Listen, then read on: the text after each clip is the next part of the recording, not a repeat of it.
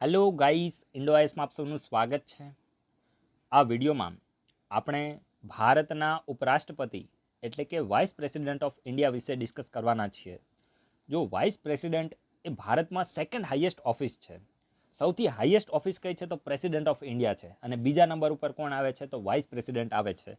હવે જો આપણા દેશની અંદર જે વાઇસ પ્રેસિડેન્ટની પોસ્ટ બનાવવામાં આવી ને, તો આ કયા દેશની વાઇસ પ્રેસિડેન્ટની પોસ્ટને ધ્યાનમાં લઈને બનાવવામાં આવી છે તો અમેરિકાના મોડલ ઉપર। દરેક લોકો યાદ રાખશે, આપણા દેશની અંદર જે વાઇસ પ્રેસિડેન્ટની પોસ્ટ બની છે તો એ અમેરિકાના મોડલ ઉપર બની છે, પરંતુ આપણે અહીંયા બિલકુલ કોપી પેસ્ટ નથી કરી, થોડો ડિફરન્સ છે। તો આ ડિફરન્સ શું છે ને, આ તમારે યાદ રાખવાનું છે। હું તમને કહું છું, એક્ઝામના પોઈન્ટ ઓફ વ્યૂ રેલેવન્ટ છે।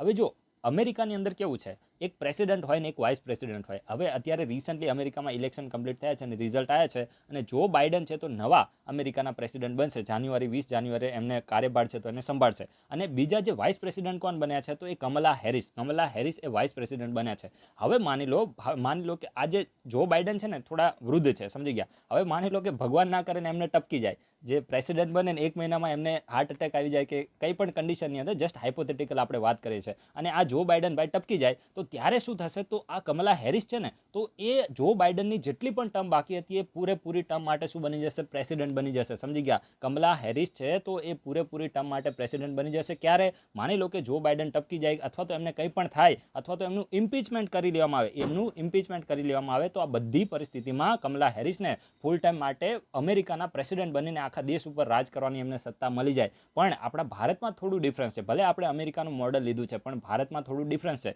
શા માટે? કારણ કે હવે માની લો કે અત્યારે આપણા પ્રેસિડેન્ટ કોણ છે, રામનાથ કોવિંદ છે। ભગવાન ના કરે એમને પૂરેપૂરું આયુષ્ય આપે, અને પરંતુ કંઈક એવી પરિસ્થિતિ ઊભી થાય ને એમનું મૃત્યુ થઈ જાય અથવા તો એમનું ઇમ્પીચમેન્ટ કરી લેવામાં આવે, તો મેક્સિમમ વાઇસ પ્રેસિડેન્ટ છે તો એ શું કરે, જ્યારે પ્રેસિડેન્ટની પોસ્ટ ખાલી હોય તો ત્યારે વાઇસ પ્રેસિડેન્ટ તરીકે એક્ટ કરે। પરંતુ આપણા કોન્સ્ટિટ્યુશનની અંદર ચોખ્ખું લખેલું છે કે જ્યારે પણ જે વાઇસ પ્રેસિડેન્ટ છે એટલે કે ઉપરાષ્ટ્રપતિ પ્રેસિડેન્ટ તરીકે કાર્ય કરશે તો એ મેક્સિમમ 6 મહિના સુધી જ પ્રેસિડેન્ટ તરીકે કાર્ય કરી શકશે। કોણ? Vice president. આ તમે યાદ રાખજો, ખૂબ જ ઇમ્પોર્ટન્ટ છે। ભારતમાં ઊંધો રૂલ છે, આપણે કંઈ એવું કોપી પેસ્ટ આપણે કરેલું નથી, સમજી ગયા। આપણા જે કોન્સ્ટિટ્યુશન નિર્માતાઓ હતા એ ખૂબ જ બુદ્ધિશાળી હતા, અને એમને શું કીધું છે કે વાઇસ પ્રેસિડેન્ટ છે તો મેક્સિમમ 6 મહિના સુધી જ પ્રેસિડેન્ટ તરીકે કાર્ય કરી શકશે, અને એ 6 મહિનાની અંદર તમારે નવા ઇલેક્શન કરવા પડશે અને નવા પ્રેસિડેન્ટને ચૂનવા પડશે। તો આવું આપણા કોન્સ્ટિટ્યુશનની અંદર કહેવામાં આવ્યું છે। તો આ તમે યાદ રાખજો કે અમેરિકા અને ઇન્ડિયામાં શું ડિફરન્સ છે, સમજી ગયા। તો આ તમને ખબર પડી કે આ જો બાઇડનને આપણે ટપકાવવાના નથી, આ તો જસ્ટ ખાલી મારે તમને સમજાવતું એટલા માટે કીધું।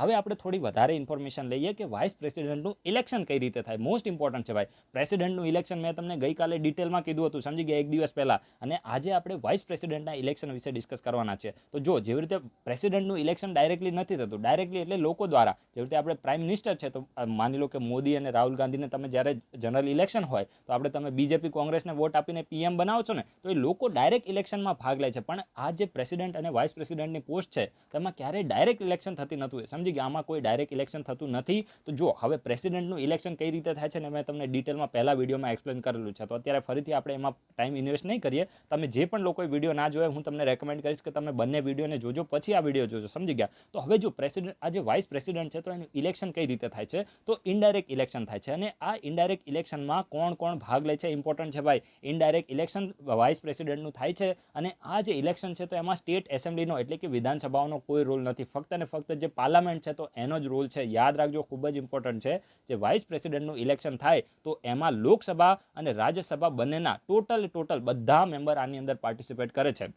જો પ્રેસિડેન્ટનું ઇલેક્શન હતું ને તો એ પ્રેસિડેન્ટના ઇલેક્શનમાં નોમિનેટેડ મેમ્બર એટલે કે ભાગ લેતા નહોતા, પરંતુ વાઇસ પ્રેસિડેન્ટના કેસમાં એવું નથી ભાઈ। વાઇસ પ્રેસિડેન્ટના કેસમાં એવું બિલકુલ નથી। જેટલા પણ મેમ્બર છે એ દરેક લોકસભા અને રાજ્યસભાના મેમ્બર એ વાઇસ પ્રેસિડેન્ટના ઇલેક્શનમાં શું કરે છે, પાર્ટિસિપેટ કરે છે। અને અહીંયા પણ જે પણ વોટ કરવામાં આવે છે તો એ ખાસ કરીને જે in accordance with the system of the proportional representation by the means of the single transferable vote. હવે આ જે સિંગલ ટ્રાન્સફરેબલ વોટની જે સિસ્ટમ શું છે, સમજી ગયા, પ્રોપોર્શનલ રિપ્રેઝન્ટેશનની સિસ્ટમ શું છે, અને મેં પ્રેસિડેન્ટના જે વિડીયોમાં ડિટેલમાં એક્સપ્લેન કરેલી છે, તો અત્યારે ફરીથી હું તમને એક્સપ્લેન નહીં કરું તો તમારે થોડું કોમ્પ્રોમાઇઝ કરવાનું છે અને વિડીયોને પહેલાં જોઈને જવાનું છે. તમે સિક્વન્સમાં જોશો તો જ તમને વધારે અન્ડરસ્ટેન્ડિંગ આવશે, સમજી ગયા. અને આ પણ સિક્રેટ બેલેટથી થાય છે. તો અહીંયા પણ મેં તમને ત્યારે પણ કીધું હતું કે અહીંયા તમને યુપીએસસી જીપીએસસી કન્ફ્યુઝ કરવા હોય તો તમને આપે કે ઓપન બેલેટથી થશે, તો એ સ્ટેટમેન્ટ રોંગ હશે, સમજી ગયા. તો કઈ સિસ્ટમથી વોટિંગ થાય છે, તો વોટિંગ કઈ રીતે થાય છે, તો system of the proportional representation by the means of the single transferable vote અને સિક્રેટ બેલેટથી જે વોટિંગ છે તો એ કરવામાં આવે છે.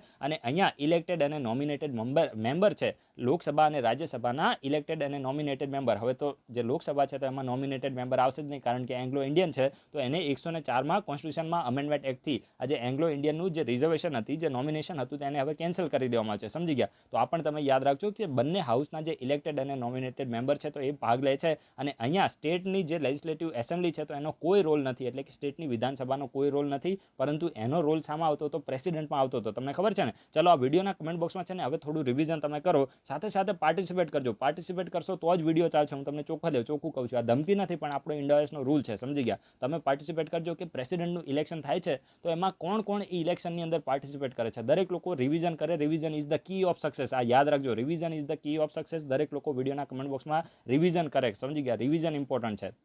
હવે આપણે થોડું આગળ વધીએ. માની લો કે આજે વાઇસ પ્રેસિડેન્ટ છે તો એના ઇલેક્શનની અંદર કોઈ ડિસ્પ્યુટ થાય છે, વાદ વિવાદ કોઈ ઊભો થાય છે, અથવા તો કોઈ ડાઉટ ઊભો થાય છે, તો ત્યારે આ ડિસ્પ્યુટ છે તો એ ડિસ્પ્યુટ છે તો એના ઉપર ડિસિઝન કોણ આપે છે, તો સુપ્રીમ કોર્ટ આપે છે. જેમ પ્રેસિડેન્ટના કેસમાં કોણ ડિસિઝન આપતું હતું, તો સુપ્રીમ કોર્ટ ડિસિઝન આપતું હતું. એવી જ રીતે માની લો કે વાઇસ પ્રેસિડેન્ટનું ઇલેક્શન થાય અને કોઈ ડિસ્પ્યુટ અને ડાઉટ હોય તો ત્યારે પણ સુપ્રીમ કોર્ટનો ડિસિઝન છે તો એ ફાઇનલ હોય છે. કેવો હોય છે? ફાઇનલ. આ તમે યાદ રાખજો, ક્યાંય પણ આની અપીલ કે કશું જ થતું નથી. સુપ્રીમ કોર્ટે જે એક વખત કમિટમેન્ટ કરી દીધી તો પછી એમના બાપાની ના સાંભળવામાં આવે, સમજી ગયા. તો આ તમારે યાદ રાખવાનું છે કે જ્યારે પણ સુપ્રીમ કોર્ટ ડિસિઝન આપે ઇલેક્શનમાં તો એ ફાઇનલ હોય છે. ઇફ ધ ઇલેક્શન, હવે આ ઇમ્પોર્ટન્ટ છે. માની લો કે કોઈ પર્સન છે ને વાઇસ પ્રેસિડેન્ટ તરીકે ઇલેક્ટ થયો, પરંતુ આ ઇલેક્શનમાં પછી ઓપોઝિશન પાર્ટીએ થોડો વાંધો ઉઠાવ્યો અને આ મેટર પછી સુપ્રીમ કોર્ટમાં ગઈ, સમજી ગયા. અને સુપ્રીમ કોર્ટમાં તમને ખબર છે કે કોઈ મેટર જાય તો પછી તરત સુપ્રીમ કોર્ટ જજમેન્ટ ના આપે, થોડો સમય લાગે. અને આપણી જ્યુડિશિયરી કેવી છે તમને બધાને ખબર હશે, સમજી ગયા. કે પેલો જે કહેવાય ને કે જે ભોગ બનનાર વ્યક્તિ હોય એનું મૃત્યુ થઈ જાય છે ત્યાં સુધી પેલા લોકોને સજાય નથી મળતી, ગુનેગારોને. એ પ્રકારની આપણી જ્યુડિશિયલ સિસ્ટમ છે, સમજી ગયા. તો કહેવાનો મતલબ શું છે કે જ્યારે આ પ્રકારનો કોઈ ડિસ્પ્યુટ અને ડાઉટ હોય અને કોઈ વ્યક્તિ વાઇસ પ્રેસિડેન્ટ બની જાય અને પછી માની લો કે થોડા સમય પછી સુપ્રીમ કોર્ટ જજમેન્ટ આપે ને એ વ્યક્તિનું ઇલેક્શન નલ એન્ડ વોઇડ બોલે કે ભાઈ હવે તું છે ને વાઇસ પ્રેસિડેન્ટ નહીં બની શકે, અહીંથી નીકળ, એવું બોલે, સમજી ગયા, સુપ્રીમ કોર્ટ. તો ત્યારે માની લો કે 1 મહિના પછી જજમેન્ટ આવ્યું અને આ ઇલેક્શન ખોટું સાબિત થયું, તો 1 મહિના સુધી આ વ્યક્તિએ વાઇસ પ્રેસિડેન્ટ તરીકે જે પણ કાર્ય કર્યા હોય તો એ ક્યારે પણ ખોટા સાબિત થતા નથી, એ નલ એન્ડ વોઇડ થતા નથી, એ બધા સાચા માનવામાં આવે છે. આ તમે યાદ રાખજો. જો અહીંયા શું લખ્યું છે, if the election of a person as a vice president is declared void by the Supreme Court act done by him before the date such a declaration of the Supreme Court are not invalidated, સમજી ગયા. એટલે કે ઇનવેલિડેટ થતા નથી અને જે પણ કાર્ય કર્યું હોય એ બધું માન્ય ગણી લેવામાં આવે છે. એ વાઇસ પ્રેસિડેન્ટ તરીકે જે પણ કાર્ય કર્યું હોય માન્ય ગણી લેવામાં આવે છે. તો આ તમે યાદ રાખજો કે ભાઈ આ શું કહેવા માંગે છે. દરેક વસ્તુને મેં મારી રીતે ડિટેલમાં તમને એક્સપ્લેન કરવાની કોશિશ કરી છે.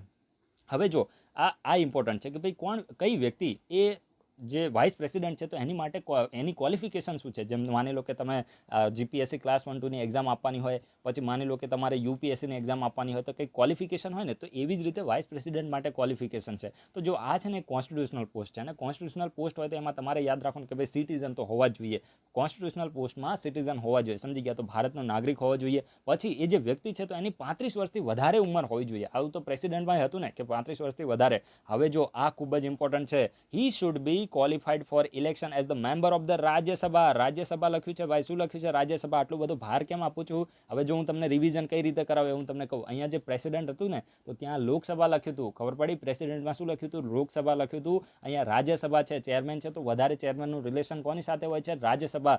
ચેરમેન ઇઝ ધ જે વાઇસ પ્રેસિડેન્ટ છે it is the x officio chairman of the Rajya Sabha. X officio chairman of the Rajya Sabha એટલે કે જે પણ વ્યક્તિ વાઇસ પ્રેસિડેન્ટ તરીકે ઇલેક્ટ થાય છે તો એ ઓટોમેટિકલી જે છે રાજ્યસભાનો ચેરમેન બની જાય છે. તો જે વાઇસ પ્રેસિડેન્ટ છે it is the x officio chairman of the Rajya Sabha. તમને ખબર છે ને. તો અહીંયા શું લખ્યું છે? He should be qualified as the election of the member of the Rajya Sabha. હવે આ વિડીયોના કમેન્ટ બોક્સમાં લખો કે રાજ્યસભાના મેમ્બર બનવા માટે મિનિમમ એજ કેટલી છે? રાજ્યસભાના મેમ્બર બનવા માટે મિનિમમ એજ કેટલી છે? દરેક લોકો જવાબ લખજો, હું તમને સાચું કહું છું. જો યસ્ટરડે છે ને જે મેં વિડીયો અપલોડ કરેલો છે 1,10,000 સોરી 1 કલાક અને 10 મિનિટનો વિડીયો છે, એમાં બહુ ઓછા લોકોએ વિડીયો જોયેલો છે. લગભગ 700 લોકોએ છે ને વોટ કરેલા છે ને એ 700 લોકો વિડીયો જોતા નથી. જો તમે બરાબર રીતે રિસ્પોન્સ નહીં આપો તો વિડીયો હું બંધ કરી દે, સમજી ગયા? કારણ કે તમને ખબર છે હું ટાઈમને મેનેજ કરીને વિડીયો અપલોડ કરું છું. આપણે કોઈ એસા નથી કરતા.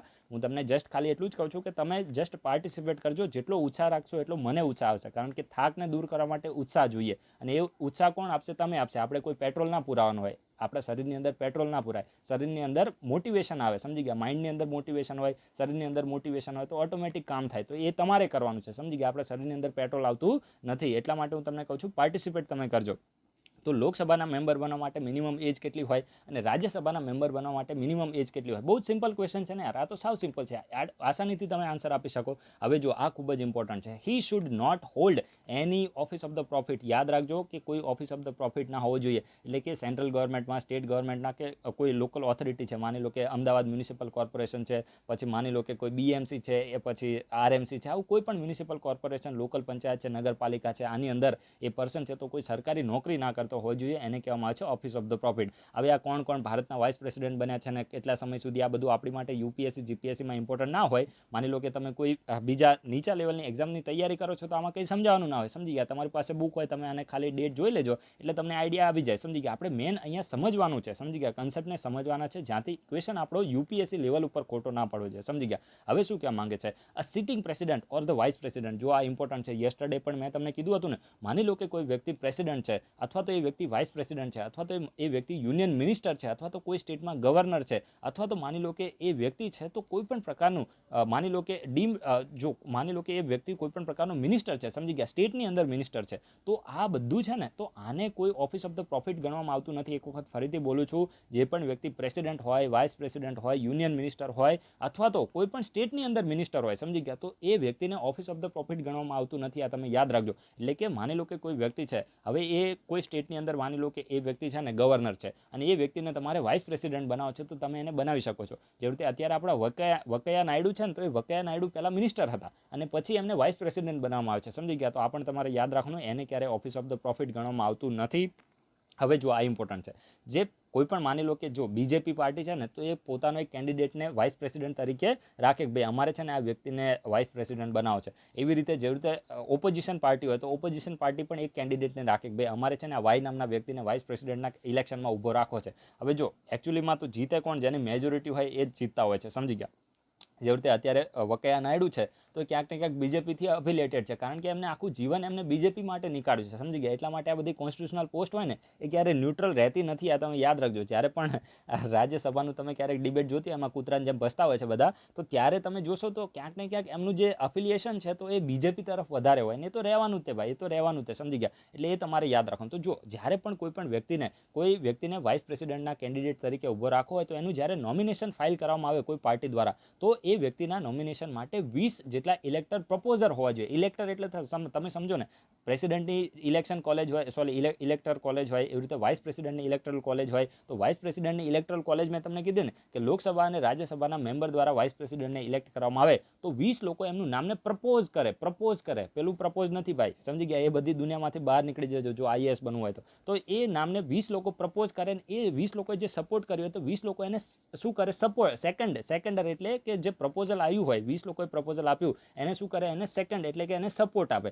હવે પ્રેસિડેન્ટમાં કેટલા નંબર હતા? દરેક લોકો વિડીયોના કમેન્ટ બોક્સમાં લખે કે પ્રેસિડેન્ટ છે તો એના નોમિનેશન માટે કેટલા પ્રપોઝર્સ હોય અને કેટલા સેકન્ડર્સ હોય, તો એ તમે નંબર લખો. અહીંયા મેં લખી દીધો કદાચ, છે ને? કંઈ વાંધો નહીં, ફરીથી તમે લખો તો બી લખશો તો તમને છે ને તમારા માઇન્ડમાં ફિટ થઈ જશે. આ પોલિટી એટલું સહેલું નથી, યાદ રાખજો. પોલિટી તમે સમજશો તો જ તમને સહેલું લાગશે. હવે જો માની લો કે જે પણ વ્યક્તિ વાઇસ પ્રેસિડેન્ટના ઇલેક્શન માટે ઊભો રહે છે તો એ વ્યક્તિએ રિઝર્વ બેંક ઓફ ઇન્ડિયાની અંદર 15,000 રૂપિયા જે ડિપોઝિટ છે તો એને પણ જમા કરાવી પડે છે. અને આવી જ રીતે પ્રેસિડેન્ટના કેસમાં પણ હતું. આ 15,000 તમે ફાલતુ છે, આને તમે યાદ ના રાખતા, જસ્ટ ખાલી ઇન્ફોર્મેશન માટે છે. હવે આ પ્રેસિડેન્ટને, જે વાઇસ પ્રેસિડેન્ટ વ્યક્તિ જે પણ ઇલેક્ટ થાય તો એને એ ઓફિસમાં એન્ટર થતાં પહેલાં શપથ કોણ દેવડાવે? તો ઓથ ને અફર્મેશનનો ડિફરન્સ મેં તમને કીધું ને કે જે વ્યક્તિ ભગવાનમાં માનતો હોય એ ઓથ લે. અને માની લો કે કોઈ નાસ્તિક વ્યક્તિ છે તો એ ભગવાનમાં માનતો નથી. નાસ્તિક કોઈ ખરાબ ટર્મ નથી, સમજી ગયા? માની લો કે કોઈ વ્યક્તિને એવું છે કે ભાઈ માની લો કે કોઈ સાયન્સ એન્ડ ટેકનોલોજીમાં રેશનાલિટીમાં વધારે બિલીવ કરે છે, તો બની શકે કે ભગવાનમાં નથી માનતો, તો ત્યારે એને અફર્મેશન લેવડાવવામાં આવે. સમજી ગયા? તો આ બંને વચ્ચે ડિફરન્સ તમને ખબર પડી. હવે જો જેવી રીતે પ્રેસિડેન્ટ હતા ને, પ્રેસિડેન્ટને કોણ શપથ દેવડાવે? તો ચીફ જસ્ટિસ ઓફ ઇન્ડિયા. પ્રેસિડેન્ટને કોણ શપથ દેવડાવે? તો ચીફ જસ્ટિસ ઓફ ઇન્ડિયા. એવી રીતે વાઇસ પ્રેસિડેન્ટને કોણ શપથ દેવડાવે છે? તો ભાઈ વાઇસ પ્રેસિડેન્ટને પ્રેસિડેન્ટ ઓફ ઇન્ડિયા. યાદ રાખજો, ખૂબ જ ઇમ્પોર્ટન્ટ છે. વાઇસ પ્રેસિડેન્ટને જે શપથ છે તો એ પ્રેસિડેન્ટ ઓફ ઇન્ડિયા દેવડાવે છે. વાઇસ પ્રેસિડેન્ટને શપથ પ્રેસિડેન્ટ ઓફ ઇન્ડિયા દેવડાવે છે. એક વખત ફરીથી બોલું છું એટલે માઇન્ડમાં ફિટ કરી દેજો. વાઇસ પ્રેસિડેન્ટને શપથ છે તો પ્રેસિડેન્ટ ઓફ ઇન્ડિયા દ્વારા દેવડાવવામાં આવે છે. અને માની લો કે પ્રેસિડેન્ટ ગેરહાજર છે તો એમના દ્વારા કોઈ પણ વ્યક્તિને અપોઇન્ટ કરી દેવામાં આવે. માની લો કે કોઈ અધિકારીને અપોઇન્ટ કરે કે કોઈ પણ વ્યક્તિને અપોઇન્ટ કરે તો એના દ્વારા શપથ દેવડાવવામાં આવે છે. હવે આ વાઇસ પ્રેસિડેન્ટ શું શપથ લે છે? તો મોટી મોટી વાતો કરે છે. To bear the true faith and allegiance to the constitution of India and faithfully discharge the duties of his office. એટલે કે હું મારી ડ્યુટીને એકદમ વિશ્વાસપાત્ર રીતે કહેવાય ને કે નિભાવીશ, અને એના સિવાય આપણું જે કોન્સ્ટિટ્યુશન છે તો એના પ્રત્યે જે નિષ્ઠા છે અને જે વિશ્વાસ છે તો એને ટકાવી રાખીશ. આ બધી મોટી મોટી વાતો કરે છે. આનાથી આપણે કોઈ લેવા દેવા નથી. જસ્ટ આ તમે યાદ રાખજો કે ઓથ છે તો કોના દ્વારા આપવામાં આવે છે? તો એ પ્રેસિડેન્ટ ઓફ ઇન્ડિયા દ્વારા આપવામાં આવે છે.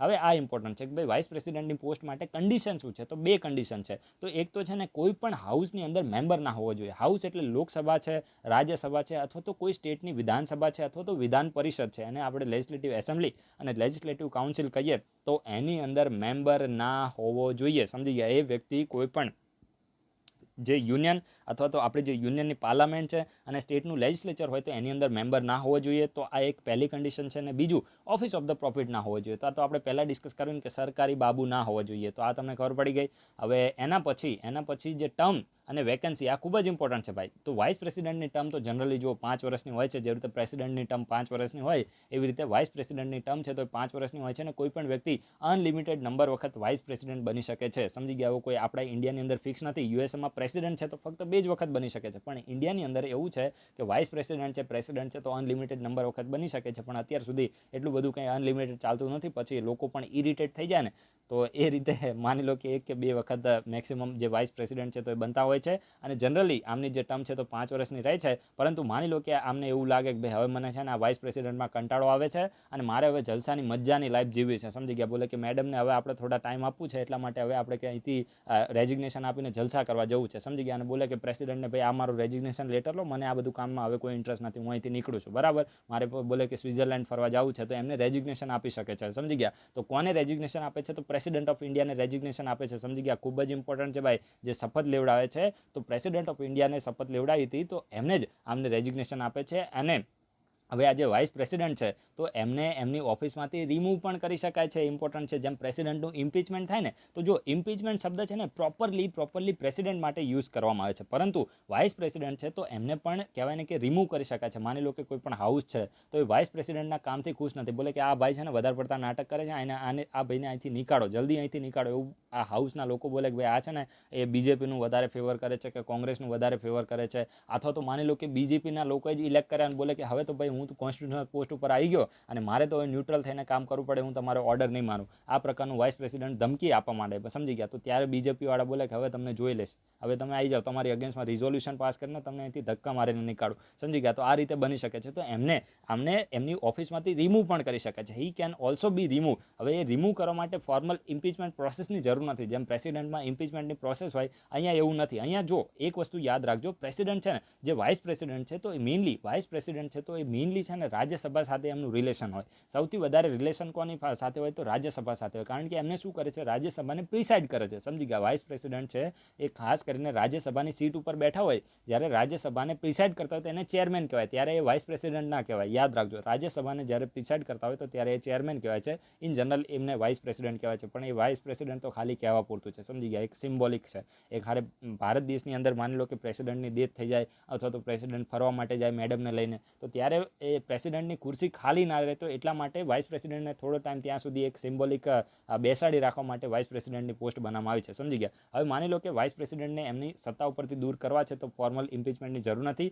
હી can be remove by the resolution pass by the majority of all the then member of the Rajya Sabha. શું લખ્યું છે? રાજ્યસભા. અહીંયા લોકસભાનો એટલો બધો રોલ નથી. સમજી ગયા? હવે જો એક વસ્તુ યાદ રાખજો, જ્યારે પણ પ્રેસિડેન્ટ છે, પ્રેસિડેન્ટ નીકળે છે જ્યારે પણ વાઇસ પ્રેસિડેન્ટને એમના પદ ઉપરથી રિમૂવ કરવા હોય, એટલે કે જે વાઇસ પ્રેસિડેન્ટ છે તો એના પદ ઉપરથી એમને હટાવવો હોય તો રાજ્યસભાએ શું કરવું પડે છે, એક ખાસ કરીને મેજોરિટીથી જે હાઉસની રાજ્યસભાની જેટલા પણ ટોટલ સંખ્યા છે તો એની ટોટલ જે હાઉસની મેમ્બર્સની સંખ્યા છે તો એની ટોટલ મેજોરિટીથી, સમજી ગયા, એટલે કે હાઉસમાં જેટલે પણ મેમ્બર હોય, પ્રેઝન્ટ એન્ડ વોટિંગની વાત નથી, ટોટલ હાઉસના મેમ્બરની વાત છે, તો એની મેજોરિટીથી જે રિઝોલ્યુશન પાસ કરીને એમને એમની સત્તા ઉપરથી બરખાસ્ત કરી શકાય છે. તો આ તમે યાદ રાખજો, ખૂબ જ ઇમ્પોર્ટન્ટ છે. એટલે કે રાજ્યસભામાંથી, એક વખત ફરીથી બોલું છું, રાજ્યસભામાંથી એક રિઝોલ્યુશન પાસ કરીને, રિઝોલ્યુશન કઈ રીતે, રાજ્યસભાના જેટલા પણ ટોટલ મેમ્બર છે, અત્યારે કેટલા છે, 250 જેટલા રાજ્યસભાના ટોટલ મેમ્બર છે, સમજી ગયા, અને એ 250માં 245નો નંબર છે, સમજી ગયા, અત્યારે 245 ચાલે છે.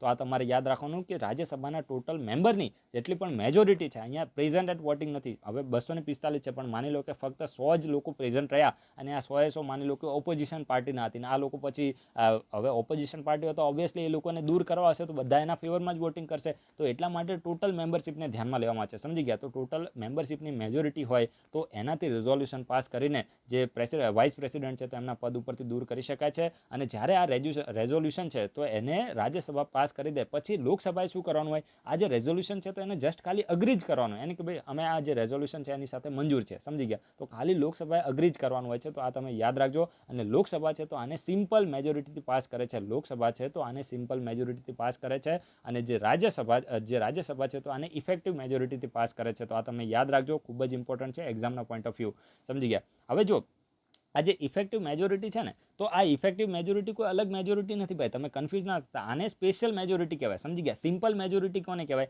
સિમ્પલ મેજોરિટી એટલે જેટલા પ્રેઝન્ટ હોય ને, જેટલા પ્રેઝન્ટ હોય, માની લો કે 100 લોકો પ્રેઝન્ટ છે તો 100 લોકોની મેજોરિટી કેટલી કહેવાય, તો 51 કહેવાય, તો આને સિમ્પલ મેજોરિટી કહેવાય. પણ જે ખાસ કરીને જે સ્પેશિયલ મેજોરિટી છે, જેને આપણે બીજી રીતે ઇફેક્ટિવ મેજોરિટી પણ કહીએ છીએ, તો ઇફેક્ટિવ મેજોરિટીમાં ટોટલ મેમ્બરશિપ હોય તો એની મેજોરિટી લેવામાં આવે છે. હવે માની લો કે અત્યારે જસ્ટ ખાલી હું તમને હાઇપોથેટિકલ એક્ઝામ્પલ આપું કે રાજ્યસભાની અંદર તમે માની લો કે 200 લોકો ટોટલ છે અને એમાંથી 100 લોકો પ્રેઝન્ટ છે અને વોટ કરે છે, તો 100 લોકોની પ્રેઝન્ટ અને વોટ હોય તો એ જ્યારે એની મેજોરિટી કાઉન્ટ કરવામાં આવે તો 51 થાય. પરંતુ જ્યારે આ સિમ્પલ મેજોરિટી થાય, પણ માની લો કે તમારે સ્પેશિયલ મેજોરિટી જોઈએ છે તો ત્યારે તમે 100 લોકોને ઇગ્નોર કરશો, તમે ત્યારે 200 લોકોને ધ્યાનમાં લેશો અને 200 લોકોની મેજોરિટી કેટલી થાય, તો 101 થાય. તો આ 100 લોકો તો પ્રેઝન્ટ હોય તો કોઈ ફરક ના પડે ને, સમજી ગયા, કારણ કે એટલીસ્ટ 101 વોટ જોઈએ ત્યારે એ જે વ્યક્તિ છે તો એને દૂર કરી શકાય, સમજી ગયા. તો આ તમે સમજતા હશો એવી હું આશા રાખું છું. અને થોડો પણ ડાઉટ હોય તો વિડીયોને પાછળ ખેંચજો અને પછી ફરીથી જોજો, કારણ કે હવે એકને એક બોલ કરશું તો પછી મને પણ થોડું ઇરિટેશન થાય ને, તો એ રીતે તમારે થોડું મેનેજ કરવાનું છે, બરાબર. અને કારણ કે આ તો બહુ મોટી બુક છે ભાઈ, લક્ષ્મીકાંતની બુક પૂરી કરવી એટલી સહેલી નથી, એટલા માટે અહીંયા હું તમને લાઇન બાય લાઇન કરાવું છું, એટલે તમારે થોડી પેશન્સ રાખવાની છે ને વિડીયો પૂરો જોવાનો છે, સમજી ગયા. વિડીયો હું છે ને દર વખતે શું કરીશ, લાસ્ટમાં ક્વેશ્ચન પૂછીશ, અને લાસ્ટમાં ક્વેશ્ચન પૂછીશ એટલે મને ખબર પડશે કે આમાંથી કેટલા ડીસી અને ડીએમ બનવાને લાયક છે, કારણ કે એ જ લોકો લાયક હશે કે જે છેલ્લે સુધી વિડીયો જોવાની પેશન્સ રાખશે, સમજી ગયા. તો એટલા માટે તમારે વિડીયો પૂરો જોવાનો છે, બરાબર. અને જો જે પણ માની લો કે વાઇસ પ્રેસિડેન્ટ છે તો એને સત્તા ઉપરથી દૂર કરવા છે તો એમરામ ના કરી શકે, ગમે તેવા તો ભાઈ ભારતમાં સેકન્ડ હાઈએસ્ટ પોસ્ટ છે, એમને પહેલાં 14 દિવસની એડવાન્સ નોટિસ આપવી પડે. કેટલા દિવસની, તો જો નોટિસમાં તો 14 દિવસ જ છે, પ્રેસિડેન્ટને 14 દિવસ છે, વાઇસ પ્રેસિડેન્ટને 14 દિવસ છે, સ્પીકરને 14 દિવસ છે, તો આ 14 દિવસ જનરલ તમારે કંઈ યાદ ના આવે તો 14 દિવસ મારી દેવાનું, પણ ક્વેશ્ચન જોવાનું ભાઈ, નોટિસ હોય તો જ, એમરામ પછી મારો પછી નામ બોલાવતા નહીં, બરાબર. અને ખાસ કરીને પ્રેસિડેન્ટને દૂર એમના પદ ઉપરથી દૂર કરવા માટે કોઈ ગ્રાઉન્ડ મેન્શન નથી. મોસ્ટ ઇમ્પોર્ટન્ટ સ્ટેટમેન્ટ છે ભાઈ, મોસ્ટ ઇમ્પોર્ટન્ટ સ્ટેટમેન્ટ છે. જ્યારે આવો કલર ચેન્જ આવી જાય ને ત્યારે તમારે સમજવાનું એક સ્ટેટમેન્ટ છે ને ખૂબ જ ઇમ્પોર્ટન્ટ હોય. જે વાઇસ પ્રેસિડેન્ટ છે તો એને સત્તા ઉપરથી દૂર કરવા માટે કોઈ રિઝોલ્યુશન પાસ કરવું હોય તો એની માટેનો કોઈ ગ્રાઉન્ડ છે તો આપણા સંવિધાનની અંદર મેન્શન નથી. આટલું શુદ્ધ ગુજરાતી બોલું છું, તોય છે ને અમુક લોકો ચાલે ભાષણ વધારે પડતું આપતા હોય. હવે ગઈકાલે કોઈ હવે એ વ્યક્તિએ કમેન્ટ મારી હતી કે બધાને વાઇસ પ્રેસિડેન્ટ ને પ્રેસિડેન્ટ તો બધું કે બધાને આવડતું જ હોય. હવે બધાની વાત કરે ભાઈ, ગુજરાતની અંદર કેટલા જીપીએસસી યુપીએસસીના કેન્ડિડેટ હશે ભાઈ, બધાની તમને ક્યાંથી ખબર હોય, સમજી ગયા. બોલે કે બધાને પ્રેસિડેન્ટ અને વાઇસ પ્રેસિડેન્ટ આવડતું હોય, તમે પહેલાંથી કે શરૂઆત કરો ને જે ચાર્ટર્ડ એક્ટ ને આ બધું ભણાવો ભાઈ, આ તો તમે હિસ્ટ્રીમાં ઓલરેડી ભણેલું છે. જ્યાંથી ક્વેશ્ચન આવે ને એટલું ક્યારેય અભિમાન નહીં કરવાનું ભાઈ. આ પોલિટી છે, એટલું બધું અભિમાન હોય ને તો એક વખત 2020ના પેપર ચેક કરી લેજો, ખબર પડી જાય, સમજી ગયા. આ પોલિટી છે એમના એટલું નોર્મલી તમે ના લેતા. અને મહેરબાની કરીને આ પ્રકારના ભાષણો તમે દૂર રાખજો, સમજી ગયા. હું મારી રીતે જ ચાલું છું, મને ખબર છે ક્યાંથી ક્વેશ્ચનો આવે છે, સમજી ગયા. એટલે તમારે એ રીતે સજેશન તમારી પાસે રાખવાના, આપણે બધાનું નહીં, પોતાનું વિચારવાનું, સમજી ગયા. બધાનું તમે વિચારો, બધાની કઈ રીતે ખબર પડે કે દરેક લોકોને પ્રેસિડેન્ટ આવડે છે? મને આવડે છે કે નથી આવડતું તમને ખબર પડે? એ તો આ વિડીયોમાં હું બોલું છું એટલે તમને ખબર પડે. માની લો કે હવે કોઈ ત્રાહિત વ્યક્તિ છે, એને આવડે કે નહીં આવડતું તમને ખબર પડે ના પડે. એટલા માટે બીજાનું જવા દો, તમારું ખુદનું વિચારો, સમજી ગયા. તમને આવડતું હોય તો વિડીયો નહીં જોવાનો, સમજી ગયા. સિમ્પલ છે, આવડતું હોય તો નહીં જોવાનો, આપણે કોઈ વધારે ફરક નહીં પડી જાય. તો આ તમે યાદ રાખજો કે કામ વગરની નકામી કમેન્ટ નહીં કરવાની, ક્વેશ્ચનોના આન્સર આપો, નહીં તો બ્લોક કરી દેવામાં આવશે, સમજી ગયા. અને જે પ્રેસિડેન્ટ છે તો એને એમના પદ ઉપરથી, વાઇસ પ્રેસિડેન્ટ છે તો એમને પદ ઉપરથી કયા ગ્રાઉન્ડ ઉપર થી દૂર કરવા, તો એક જે ગ્રાઉન્ડ છે તો આપણા કોન્સ્ટિટ્યુશનની અંદર મેન્શન નથી. The vice president can hold the office beyond his term of the 5 year, એટલે કે 5 વર્ષથી વધારે પણ વાઇસ પ્રેસિડેન્ટ છે તો ઓફિસ છે તો એને હોલ્ડ કરી શકે છે. જ્યાં સુધી એમના સક્સેસર ના આવે તો ત્યાં સુધી એમને સત્તા ઉપર રહી શકે છે. તો તરત એવું નહીં કે ભાઈ હવે મારા 5 વર્ષ પૂરા થઈ ગયા, હવે હું તો નીકળું છું, નહીં તો પછી હું તો 5 લાખની જગ્યાએ 10 લાખ રૂપિયા રહીશ, આવું વાઇસ પ્રેસિડેન્ટ ના બોલી શકે, સમજી ગયા. એમને થોડી મેચ્યોરિટી રાખવી પડે કે ભાઈ નવો પર્સન ઇલેક્ટ થઈને ના આવે ત્યાં સુધી થોડી વાર જે કહેવાય ને કે કામની અંદર કન્ટિન્યુઅન્સી રહે, તો એટલા માટે એમને છે તો એ 5 વર્ષથી વધારે પણ બિયોન્ડ 5 યર્સ પણ એમને વાઇસ પ્રેસિડેન્ટની પોસ્ટ ઉપર રહી શકે છે. તો આ પણ તમારે યાદ રાખવાનું છે. અને પ્રેસિડેન્ટ ગમે તેટલી વખત પ્રેસિડેન્ટ વારે ઘડીએ નીકળે છે, વાઇસ પ્રેસિડેન્ટ ગમે તેટલી વખત એમને છે તો એ જે વાઇસ પ્રેસિડેન્ટ તરીકે ઇલેક્ટ થઈને આવી શકે છે. આપણા કોન્સ્ટિટ્યુશનની અંદર કોઈ એવી લિમિટ બાંધેલી નથી, સમજી ગયા. એટલે કે રીઇલેક્શન માટે એમને એલિજિબલ છે. હવે વાઇસ પ્રેસિડેન્ટની ઓફિસમાં વેકેન્સી ક્યારે પડે? જેમ જીપીએસસીમાં વેકેન્સી આવે ને એવી રીતે વાઇસ પ્રેસિડેન્ટમાં પણ વેકેન્સી હોય, પ્રેસિડેન્ટમાં પણ વેકેન્સી હોય. મેં તમને ડિટેલમાં કીધું છે ત્યારે. તો માની લો કે એમના 5 વર્ષ પૂરા થઈ જાય તો પછી ઓબ્વિયસલી વેકેન્સી આવવાની જ છે. પછી માની લો કે એમને રેઝિગ્નેશન આપે, બોલે કે મારે કામ ધંધો કરવો નથી, હવે હું ફરવા જાઉં છું, તો ત્યારે રેઝિગ્નેશન આપી દે કે મારો આળસુ શરીર થઈ ગયું. પછી માની લો કે એમને રિઝોલ્યુશન પાસ કરીને રિમૂવ કરી દેવામાં આવે. કેવી રીતે રિઝોલ્યુશન પાસ? તો સ્પેશિયલ મેજોરિટી એટલે ટોટલ મેમ્બરશિપ ઓફ ધી હાઉસની મેજોરિટી. પછી માની લો કે એમને ટપકી જાય, સમજી ગયા, ઉપર ભગવાન બોલાવી લે, તો ત્યારે પણ વેકેન્સી ઓબ્વિયસલી થવાની જ છે. અને પછી આવે છે કે માની લો કે election commission of supreme court of India છે તો એમના દ્વારા એમનું જે ઇલેક્શન છે તો એને કહેવાય ને કે ઇનવેલિડ ઘોષિત કરી દેવામાં આવે, સમજી ગયા, નલ એન્ડ વોઇડ ઘોષિત કરી દેવામાં આવે. તો ત્યારે પણ શું થાય છે? વેકેન્સી થાય છે અને ફરીથી ઇલેક્શન કરવું પડે છે. અને when the vacancy is going to be caused by the expiration of the term of the sitting vice president, the election to fill the vacancy must be held before the expiration of the term. હવે આ શું લખ્યું છે? જો અહીંયા આ term છે ને, તમે યાદ રાખજો, ડાયરેક્ટ એક્ઝામના પોઈન્ટ ઓફ વ્યૂ ઇમ્પોર્ટન્ટ છે. ડાયરેક્ટ બેઠી લાઈન આવી શકે છે. એવો કોઈ છે ને, જ્યારે પણ માની લો કે પ્રેસિડેન્ટની ટર્મ પૂરી થવાની હોય તો કોમન સેન્સની વસ્તુ છે કે વાઇસ પ્રેસિડેન્ટની ટર્મ પૂરી થવાની હોય તો કોમન સેન્સની વસ્તુ છે કે ટર્મ પૂરી થાય એની પહેલાં આપણે ઇલેક્શન કરી દઈએ. જેવી રીતે યુએસએમાં કેવું છે કે અત્યારે ડોનાલ્ડ ટ્રમ્પનો કાર્યકાળ છે તો પૂરો થવાનો છે, તો એની પહેલાં એ લોકો પહેલાંથી વિચારીને ઇલેક્શન કમ્પ્લીટ કરી દીધું. એટલે હવે ડોનાલ્ડ ટ્રમ્પનો કાર્યકાળ પૂરો થશે તરત એ દિવસે બપોરે 12 વાગ્યા પછી પ્રેસિડેન્ટ તરીકે નવા જો બાઇડન છે તો પ્રેસિડેન્ટ આવી જશે, સમજી ગયા. તો એ રીતે ઇલેક્શનની જે પર્ટિક્યુલર વાઇસ પ્રેસિડેન્ટ હોય તો એની ટર્મ પૂરી થાય એની પહેલાં ઇલેક્શન કરી લેવા જોઈએ. તો આ પ્રકારનું કહેવામાં આવ્યું છે. If the office fall vacant by the resignation, removal, death or otherwise then the election to fill the vacancy should be held soon as possible. ખૂબ જ ઇમ્પોર્ટન્ટ છે. એટલે કે માની લો કે જે વાઇસ પ્રેસિડેન્ટ છે તો એ રેઝિગ્નેશન આપી દે, એટલે કે રાજીનામું આપી દે, અથવા તો એમને રિમૂવ કરી દેવામાં આવે અથવા તો એમનું મૃત્યુ થઈ જાય, તો આ બધા કેસની અંદર હવે જો જે પ્રેસિડેન્ટ હતું તો એમાં શું લખ્યું હતું? મેક્સિમમ 6 મહિનામાં ઇલેક્શન કરવું પડે. આવું શામાં કહેવામાં આવ્યું હતું? તો એવું કહેવામાં આવ્યું હતું ખાસ કરીને પ્રેસિડેન્ટના કેસની અંદર, કે માની લો કે પ્રેસિડેન્ટ છે તો રેઝિગ્નેશન આપી દે, એમનું રિમૂવલ થઈ જાય, એમનું ડેથ થઈ જાય, તો ત્યારે મેક્સિમમ 6 મહિનાની અંદર ઇલેક્શન કરવું જોઈએ. કારણ કે ત્યારે છે ને પ્રેસિડેન્ટનો કાર્યભાર સંભાળવાવાળા વાઇસ પ્રેસિડેન્ટ હતા, પણ આ વાઇસ પ્રેસિડેન્ટના કેસમાં એવું છે જ નહીં. વાઇસ પ્રેસિડેન્ટનો સબઓર્ડિનેટ કોઈ નથી, સમજી ગયા. કારણ કે ડેપ્યુટી ચેરમેન હોય છે, પણ એ ડેપ્યુટી ચેરમેન તો ભાઈ એ છે તો એ એક પ્રકારની અલગ ઓફિસ છે. એ શું કરે છે? એનું કાર્યકાળ જે છે, એનું કાર્યક્રમ, એનું જે કામ છે તો એ મેઇનલી રાજ્યસભા પૂરતું સીમિત છે. પરંતુ જે વાઇસ પ્રેસિડેન્ટ છે તો એનો કોઈ પર્ટિક્યુલર સબઓર્ડિનેટ આવતો નથી. એટલા માટે આ લોકોએ એકદમ ડિફેન્સિવ રમેલા છે. યાદ રાખજો, અહીંયા એવું લખ્યું છે કે એઝ સૂન એઝ પોસિબલ, કોઈ ટાઈમ નથી કીધું, જેમ બને એમ જલ્દી તમે કરો. માની લો કે અત્યારે છે ને, અત્યારે કેટલા 10 વાગ્યા અને અત્યારે વાઇસ પ્રેસિડેન્ટ ટપકી જાય, તો માની લો કે એઝ સૂન એઝ પોસિબલ એટલે 11 વાગે ફરીથી ઇલેક્શન થાય. આવું જસ્ટ ખાલી હું તમને એમ જ કહું છું. એઝ સૂન એઝ એટલે કે જેમ બને એમ જલ્દી. માની લો કે આવતીકાલે કરો, પરમ દિવસે કરો, જ્યારે તમને ટાઈમ મળે એમ જલ્દીમાં જલ્દી પતાવો. કારણ કે આ ઓફિસને આપણે વધારે ખાલી રાખી શકીએ નહીં. તો આ તમે યાદ રાખજો. અને પછી માની લો કે કોઈ પણ વાઇસ પ્રેસિડેન્ટના રિમૂવલ રેઝિગ્નેશન ડેથ પછી નવો કોઈ પ્રેસિડેન્ટ આવે તો એ જે પ્રેસિડેન્ટ છે તો ફૂલ ટર્મ માટે રહે છે. એવું નહીં કે પછી યુએસએમાં જેવું હોય એવું એ પ્રકારની સિસ્ટમ આપણે ત્યાં જોવા મળતી નથી. ફૂલ ટર્મ માટે એ જે વ્યક્તિ છે તો વાઇસ પ્રેસિડેન્ટ બન્યો રહે છે. તો આ તમે યાદ રાખજો, એક્ઝામના પોઈન્ટ ઓફ વ્યૂ ખૂબ જ રેલેવન્ટ હતું. હવે આ જે વાઇસ પ્રેસિડેન્ટ છે તો એમને પાવર અને ફંક્શન એટલે કે એમને કઈ સત્તા અને એમને કયા કાર્યો હોય છે. તો અમે તમને પહેલાં કીધું ને કે જે વાઇસ પ્રેસિડેન્ટ છે તો એ રાજ્યસભાના એક્સ ઓફિશિયો ચેરમેન છે. એટલે કે જે વ્યક્તિ વાઇસ પ્રેસિડેન્ટ તરીકે ઇલેક્ટ થાય છે તો એ ઓટોમેટિકલી જે રાજ્યસભા છે તો એના ચેરમેન બની જાય છે. તો આ એક્સ ઓફિશિયો શબ્દનો જે મતલબ જ એ થાય કે જે વ્યક્તિ વાઇસ પ્રેસિડેન્ટ તરીકે ચૂંટાય તો તરત એ ઓટોમેટિકલી રાજ્યસભાના ચેરમેન બની જાય છે. અને મેઇનલી આમનો જે પાવર છે, આમનો જે પાવર અને ફંક્શન છે તો એક પ્રકારે લોકસભાના સ્પીકર હોય ને એ જ રીતે જ કાર્ય રહે છે. વાઇસ પ્રેસિડેન્ટ તો ખાલી કહેવાનું, એમને એટલા બધા એક્ઝિક્યુટિવ પાવર નથી. જેમ પ્રેસિડેન્ટને આટલા બધા પાવર મળેલા છે ને,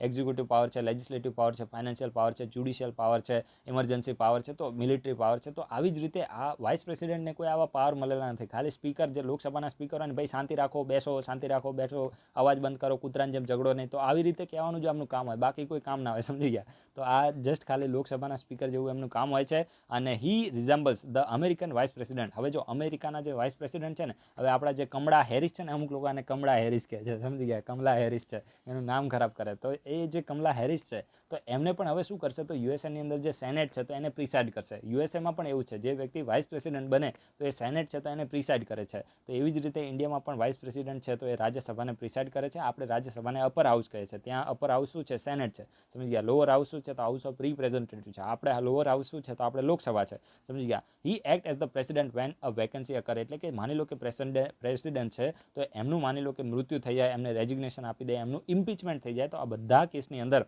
જે વાઇસ પ્રેસિડેન્ટ છે તો એ પ્રેસિડેન્ટ તરીકે શું કરે છે, એક્ટ કરે છે. એટલે કે પ્રેસિડેન્ટ તરીકે કાર્ય કરે છે. અને મેક્સિમમ કેટલા સમય સુધી કાર્ય કરી શકે છે, તો 6 મહિના સુધી he can act as the president only. જો આ ઓનલી શબ્દ છે ને ઇમ્પોર્ટન્ટ છે. અમુક લોકો એવું બોલે કે ઓનલી, જ્યારે આવે તે સ્ટેટમેન્ટ ખોટું હોવાની સંભાવના વધી જાય. પણ જો અહીંયા ઓનલી લખેલું છે તો થોડું છે ને દિમાગથી જ કામ કરવું પડે. UPSC is the game of the mind. સમજી ગયા? દિમાગથી જ કામ કરવું પડે. અહીંયા એવું કોઈ પર્સનલ કહેવાય ને કે પર્ટિક્યુલર રૂલ નથી કે ભાઈ આ રીતે જવાબ ક્વેશ્ચન છે તો એનો આન્સર આવે. કશું જ એવું ના હોય. એવા તો ઘણા બધા ખોવાઈ ગયા. સમજી ગયા? તો આ તમારે યાદ રાખવાનું છે કે ઓનલી 6 મહિના સુધી જ એમને પ્રેસિડેન્ટ તરીકે રહી શકે છે. અને આ 6 મહિનાની અંદર પ્રેસિડેન્ટની પોસ્ટ માટે, નવા પ્રેસિડેન્ટ માટે ઇલેક્શન થઈ જવું જોઈએ. અને further when the sitting president is enable two discharge his function. હવે માની લો કે જે પ્રેસિડેન્ટ છે તો એમની એબસન્સ છે. માની લો કે પ્રેસિડેન્ટ છે ને તો એ ફોરેન ફરવા માટે મેડમને લઈને ગયા છે, કે બોલે કે ભાઈ મારે છે ને બ્રાઝિલ ફરવા જવું છે, રિયો ડી જાનેરિયો. તો મેડમને લઈને ફરવા ગયા છે. માની લો કે પ્રેસિડેન્ટ છે અને કોરોના થઈ ગયો છે, ઇલ છે. સમજી ગયા? અને માની લો કે 1-2 મહિના ખાટલામાં રહેવાના છે. તો આ બધા કન્ડિશનની અંદર 1 મહિના પ્રેસિડેન્ટ ખાટલામાં પડ્યા રહે તો એવું ના હોય કે દેશને અટકાવી દેવાનો હોય. ત્યારે વાઇસ પ્રેસિડેન્ટનું કામ કરે. સમજી ગયા? હું તમને સાવ સાદી ભાષામાં કહું છું, તમારા માઇન્ડમાં ફિટ થાય એટલા માટે જ હું આ રીતે લેમેન લેંગ્વેજ યુઝ કરું છું. અને આપણે આમ જ રહેવામાં મજા છે. સમજી ગયા? અદરવાઇઝ હું જાર્ગન ને શશી થરૂર જેવું કરીશ ને તો પછી વિડીયો કોઈ જોશે બી નહીં, કે ભાઈ આને મૂકો, એની કરતાં ચોપડી વાંચી લેવી સારી. તો એટલા માટે આપણે એકદમ સાદી ભાષામાં સમજીએ છીએ. તો આપણને તમારે યાદ રાખવાનું છે કે સિટિંગ પ્રેસિડેન્ટ હોય તો એમને માની લો કે બીમાર છે, ફરવા ગયા છે, અથવા તો કોઈ પણ કારણના હિસાબથી પ્રેસિડેન્ટની પોસ્ટ ખાલી પડી છે, તો ત્યારે કોણ પ્રેસિડેન્ટ તરીકે કાર્ય કરે છે, તો વાઇસ પ્રેસિડેન્ટ કાર્ય કરે છે. While acting as the president તરીકે કાર્ય કરતા જે વાઇસ પ્રેસિડેન્ટ છે, vice president does not perform the duties of the office of the chairman of the Rajya Sabha. યાદ રાખજો, ખૂબ જ ઇમ્પોર્ટન્ટ સ્ટેટમેન્ટ છે કે જ્યારે પણ વાઇસ પ્રેસિડેન્ટ તરીકે કાર્ય કરતા હોય તો ત્યારે એમને રાજ્યસભાના ચેરમેન તરીકે કાર્ય કરતા નથી. આ તમે યાદ રાખજો, ખૂબ જ ઇમ્પોર્ટન્ટ છે કે પ્રેસિડેન્ટ તરીકે કાર્ય કરે. એક સાથે બે બાજુ ના ખવાય ને. અમુક લોકો તમે જોયું હશે, અમુક લોકો એવા હોય કે એના ટાર્ગેટ, મલ્ટિપલ ટાર્ગેટ હોય. બોલે કે મારે આઈએએસ પણ બનવું છે, મારે ડીસી પણ બનવું છે, મારે તો પછી પીઆઈ પણ બનવું છે, મારે તો પછી તલાટી પણ બનવું છે, મારે તો સચિવાલયમાં જવું છે, મારે તો ક્લાર્કમાં જવું છે, અને પછી એકેયમાં ના જાય ને પછી પ્રાઇવેટ નોકરી કરે. આવા લોકો દુનિયામાં પડ્યા. એટલે આવું નહીં કરવાનું. જિંદગીમાં એક ટાર્ગેટ રાખો, એ ટાર્ગેટ પાછળ જી જાન લગાવી દો. એટલે આ એ માટે કહેવા એ માંગે છે કે જ્યારે પણ કોઈ પણ વ્યક્તિ વાઇસ પ્રેસિડેન્ટ હોય, એ પ્રેસિડેન્ટ તરીકે કાર્ય કરે, તો એ પ્રેસિડેન્ટ તરીકે જ્યારે એ કાર્ય કરે તો પછી એ વ્યક્તિ રાજ્યસભાના ચેરમેન તરીકે કાર્ય કરતો નથી. તો આ તમને ખબર પડી ગઈ. અને ખાસ કરીને ત્યારે રાજ્યસભાનું કામકાજ કોણ સંભાળે તો ત્યારે ડેપ્યુટી ચેરમેન કરે છે. આ બધું ડેપ્યુટી ચેરમેન ને બધું શું છે હું તમને પાર્લામેન્ટના ચેપ્ટરમાં ડિટેલમાં કહેવાનો છું. એટલે એનું તમે બિલકુલ ટેન્શન ના લેતા, એકદમ આપણે ડિટેલમાં ટુ ધ પોઈન્ટ આપણે સમજવાના છે. ક્યારે પણ તમારો એક ક્વેશ્ચન ખોટો નહીં થાય. જે વસ્તુ આપણે કરીએ છીએ ને દિલથી જ કરીએ છીએ, અમે તમને પહેલાં પણ કીધું છે, એટલે ધીરે ધીરે કરીશું પણ ક્વેશ્ચન તમારો નહીં જાય. કારણ કે યુપીએસસી યુપીએસસી એક્ઝામ આવતા 2021માં આવે છે, એની પહેલાં લક્ષ્મીકાંત પતી જશે, એની આપણી 100% ગેરંટી. હવે તમને ખબર હશે કે આપણી રેગ્યુલારિટી કેવી છે. The constitution has not fix any emoluments for the vice president in that capacity. હવે આ યાદ રાખજો, જે વાઇસ પ્રેસિડેન્ટ છે ને ખૂબ જ ઇમ્પોર્ટન્ટ છે. વાઇસ પ્રેસિડેન્ટ છે તો એમને સેલેરી મળે છે ને એ વાઇસ પ્રેસિડેન્ટની પોસ્ટ માટે નથી મળતી, એમને રાજ્યસભાના ચેરમેન માટે મળે છે. આ તમે ખૂબ જ ઇમ્પોર્ટન્ટ સ્ટેટમેન્ટ છે, માઇન્ડમાં ફિટ કરી દેજો કે વાઇસ પ્રેસિડેન્ટને ઉપરાષ્ટ્રપતિને ચેરમેન ઉપરાષ્ટ્રપતિની પોસ્ટ માટે નથી મળતી, એમને રાજ્યસભાના ચેરમેન માટે પોસ્ટ મળે છે. આ તમે માઇન્ડમાં ફિટ કરી દો, ખૂબ જ ઇમ્પોર્ટન્ટ સ્ટેટમેન્ટ છે. આમને ચેરમેન રાજ્યસભાના ચેરમેન તરીકે હોય એની એ પ્રકારે એમને સેલેરી મળે છે, એટલે કે ઉપરાષ્ટ્રપતિ તરીકે નહીં પણ એમને રાજ્યસભાના ચેરમેન તરીકેની સેલેરી મળે છે. અને અત્યારે એમને 4 લાખ રૂપિયા મળે છે. પ્રેસિડેન્ટને કેટલા મળે છે? 5 લાખ. પ્રેસિડેન્ટને 5 લાખ રૂપિયા મળે છે, ખાલી સહી કરવાના 5 લાખ મળે. બોલો કેટલું સારું કહેવાય ને. And during any period when the vice president act as the president. હવે આ યાદ રાખજો, હવે જેટલા સમય માટે માની લો કે વાઇસ પ્રેસિડેન્ટ તરીકે કાર્ય કરે છે, તો આટલા સમય માટે વાઇસ પ્રેસિડેન્ટને જેટલી સેલેરી મળે એટલી જ સેલેરી વાઇસ પ્રેસિડેન્ટને મળે છે. આ તમે યાદ રાખજો. માની લો કે ચીફ જસ્ટિસ પણ પ્રેસિડેન્ટનું કામ કરે, તો એ ચીફ જસ્ટિસ જેટલા સમય માટે પ્રેસિડેન્ટ બન્યા હોય તો એમને ચીફ જસ્ટિસને પ્રેસિડેન્ટની સેલેરી મળે. તો આ પણ તમે યાદ રાખજો કે વાઇસ પ્રેસિડેન્ટ જેટલા સમય માટે પ્રેસિડેન્ટ બને એમને વાઇસ પ્રેસિડેન્ટ તરીકે નહીં પણ પ્રેસિડેન્ટ તરીકેની સેલેરી મળે છે. તો આ તમને ખબર પડી ગઈ. હવે આ ઇન્ડિયા અને અમેરિકાના જે જે વાઇસ પ્રેસિડેન્ટની કમ્પેરિઝન કરવાની હતી, તો એ તો મેં તમને ઓલરેડી પહેલાં કહી દીધી છે ને કે ભાઈ માની લો કે પ્રેસિડેન્ટ ટપકી જાય તો ત્યારે જે વાઇસ પ્રેસિડેન્ટ હોય તો એ ફૂલ ટર્મ માટે પ્રેસિડેન્ટ બની જાય છે. ત્યાં ફરીથી ઇલેક્શન થતું નથી. યુએસએમાં દર 4 વર્ષે જ ઇલેક્શન થાય છે. ઇવન ડેટ ફિક્સ છે, યુએસએમાં ડેટ ફિક્સ છે, સમજી ગયા. યુએસએમાં દર 4 વર્ષે ઇલેક્શન થાય છે. અને માની લો કે પ્રેસિડેન્ટ છે તો એ ટપકી જાય છે, એમનું મૃત્યુ થઈ જાય છે, તો આ બધા કેસની અંદર વાઇસ પ્રેસિડેન્ટ છે તો પ્રેસિડેન્ટનો કાર્યભાર સંભાળી લે છે. તો તમે યાદ રાખજો, યુએસએમાં આપણી જેવી સિસ્ટમ નથી. આપણે ઇન્ડિયામાં કેવું હોય છે કે ઇન્ડિયાની અંદર જે પ્રેસિડેન્ટ છે તો એ પ્રેસિડેન્ટનું માની લો કે મૃત્યુ થઈ જાય તો આ કેસની અંદર વાઇસ પ્રેસિડેન્ટ છે તો for the time Bing A post ઉપર આવે છે અને પછી મેક્સિમમ 6 મહિના સુધી પ્રેસિડેન્ટ રહી શકે છે. અને એ 6 મહિનાની અંદર ઇલેક્શન થઈ જવા જોઈએ. આવું કોન્સ્ટિટ્યુશને બાઇન્ડિંગ આપ્યું છે, નહીં તો બોલે કે ગોળીથી ઉડાઈ દે, સમજી ગયા. તો આ પ્રકારની ધમકી આપવામાં આવે છે ચોખ્ખી કોન્સ્ટિટ્યુશન દ્વારા. આજે ભાઈ છે ને 26મી નવેમ્બર છે, સમજી ગયા, કોન્સ્ટિટ્યુશન ડે છે. એના સિવાય આ 26/11 જેનો દિવસ છે તેમાં આપણા ઘણા બધા જે જવાનો છે તો એ શહીદ પણ થયા હતા. તો બધાને આપણે શ્રદ્ધાંજલિ આપીએ છીએ. અને આપણે શ્રદ્ધાંજલિ ક્યારેક જે વોટ્સએપમાં સ્ટેટસ મૂકીને આપતા નથી, કારણ કે બાકી તો આ બધી વસ્તુ કેવી છે કે બાબા સાહેબ આંબેડકર છે તો એમને ફોલો કરવા જેવા છે. એમના ડીપી મૂકવાથી કે એમના સ્ટેટસ અને સ્ટોરી મૂકવાથી ક્યારેય કશું થતું નથી. એમના જે પ્રિન્સિપલ છે જીવનના એને ફોલો કરવાની જરૂર છે. અમુક લોકો શું કરે છે કે બાબા સાહેબ આંબેડકર છે તો એમને જસ્ટ ખાલી એમને કહેવાય ને કે એક રેલીઓ નીકાળવા માટે ને એક કહેવાય ને કે વિરોધ પ્રદર્શિત કરવા માટે એમનો યુઝ કરે છે. પણ એમના જેટલા ઇન્ટેલેક્ચ્યુઅલ માઇન્ડ છે તો એને આપણે ડેવલપ કરવાની જરૂર છે. એમની સોચ છે તો એને આપણા માઇન્ડની અંદર, આપણા બોડીની અંદર ઇન્કલ્કેટ કરવાની જરૂર છે, સમજી ગયા. બાકી તો આ 26/11 ને આ દિવસ બધું આવતું રહેશે, પરંતુ રિયલમાં જે કોન્સ્ટિટ્યુશનના જે પ્રિન્સિપલ છે તો એને આપણે રિયલ લાઈફની અંદર ફોલો કરવાની જરૂર છે. ખાલી સ્ટોરી આપણે મૂકી દઈએ, કોઈ મૂકી હોય તો પર્સનલી ના લેતા, હું તમને જસ્ટ ખાલી કહું છું કે એ જે પ્રિન્સિપલ છે તો એને આપણે ઉતારવાની જરૂર છે, સમજી ગયા. બાકી તો બધું ચાલે રાખશે. અને રિયલમાં આપણે શું એમાંથી શીખીએ છીએ બાબા સાહેબમાંથી એ ખૂબ જ ઇમ્પોર્ટન્ટ છે, કારણ કે ખૂબ જ ઇન્ટેલિજન્ટ માણસ હતા એમને, બરાબર છે. તો એના વિશે આપણે ક્યારેક સમય નીકાળીને એમના જીવન વિશે પણ આપણે ક્યારેક ડિસ્કસ કરીશું. તો અત્યારે આપણે મેઇન પોઈન્ટ ઉપર આવી જઈએ. તો આ તમને યુએસ અને ઇન્ડિયાનો ડિફરન્સ મેં તમને કીધું ને, એટલા માટે કેટલાક જે એક્સપર્ટ લોકો છે ને, કોન્સ્ટિટ્યુશનના જે એક્સપર્ટ લોકો છે, તો આ જે વાઇસ પ્રેસિડેન્ટની પોસ્ટ છે ને તે શું બોલે છે, હિઝ સુપરફ્લુઅસ હાઇનેસ.